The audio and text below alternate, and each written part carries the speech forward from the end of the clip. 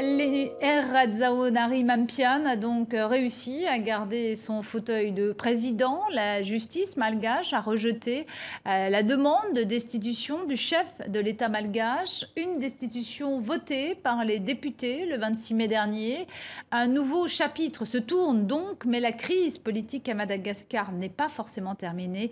Un an seulement après le retour à l'ordre constitutionnel, François-Xavier Freland. Certains le voyaient déjà parti. La Haute Cour constitutionnelle en a décidé autrement, en rejetant la demande de sa destitution faite par les députés pour vice de procédure. Elle lui offre non seulement un peu de répit, mais légitime davantage son pouvoir. Les députés à l'origine de la fronde accusent le président Rajaonarimampyan de haute trahison, de non-respect de la Constitution et de la laïcité. Autant d'arguments réfutés par les juges. La dite décision est certes irrévocable.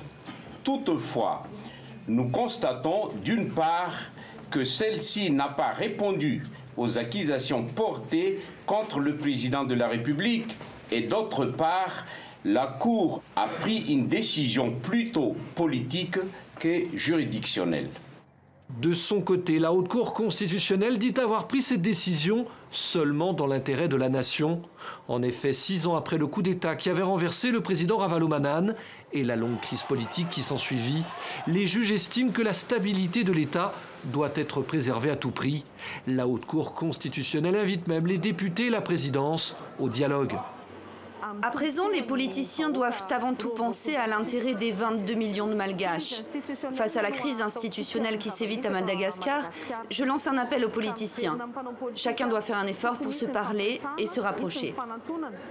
Reste qu'à l'Assemblée nationale, on prépare la riposte. Ce samedi, les députés se sont réunis à huis clos pour décider d'une réaction commune.